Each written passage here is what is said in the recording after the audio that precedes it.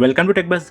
So finally Galaxy S20 series has started receiving Android 11 One UI 3.0 update, and in this video we will check out what's new in One UI 3.0 and are there any changes in performance after the Android 11 update. The size of the official update is 2.2 GB, so make sure you are connected to a strong and fast Wi-Fi. First of all, you can see the new icons on the settings page.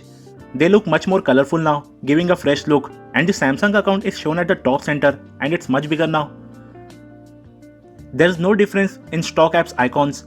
They still have the rounded edge circular look, but the animations feel much more smoother. The animation feels much more refined. There's no frame drop or jitteriness even while swiping or opening any app rapidly. The notification and quick setting panel now has a transparent look, which looks much better than the opaque white background of Android 10.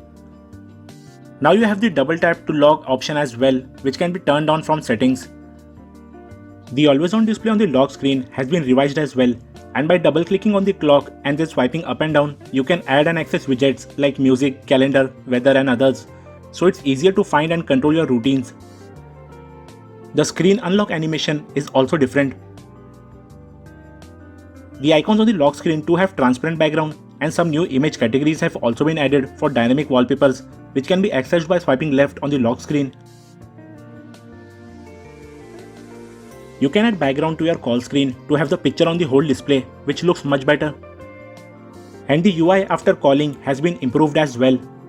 The call settings now has a white square background, which was not there in Android 10. The volume bar has been moved to the right with a new look, and the volume controls page has been redesigned as well, and instead of the thin blue lines, volume controls now have a tubular design, which looks much better. You can directly add widgets of the app on the home screen by long pressing the app and selecting widgets. There are multiple design options available to choose from. The icons in the quick settings panel have been revised as well, and when you turn on the dark mode, the quick settings panel has a transparent black look instead of just plain black, so transparency is the most used feature in Android 11 One UI 3. The security has been improved with this update, especially in regards to app permissions. Media and device control is easier with the improved media panel in notifications. You can see recently used media apps and quickly change the playback device. You can also check Android Auto settings in the advanced feature menu in settings. Earlier when you used to make changes to a photo, it used to save as a copy of the original image, but now the changes are saved on the original image only, and you have the revert back option, so you can revert back to the original image anytime. You can still turn on the option to save the edited image as a copy instead of replacing the original image. The UI of the Gallery app has been revised as well, and now the advanced settings option has been moved to the bottom right corner, which was at the top right corner earlier. In the Samsung internet browser, you can hide the status and navigation bar for more immersive experience. The look of the tabs page has been revised as well, and you can change the look of the open tabs page as per your liking, whether you want a list, stack or grid view. You can also rearrange the tabs and lock the tabs so they won't close even if you swipe them by mistake. So this can be a really helpful feature, but I don't think many people still use Samsung browser over Google Chrome, but still it's a good addition.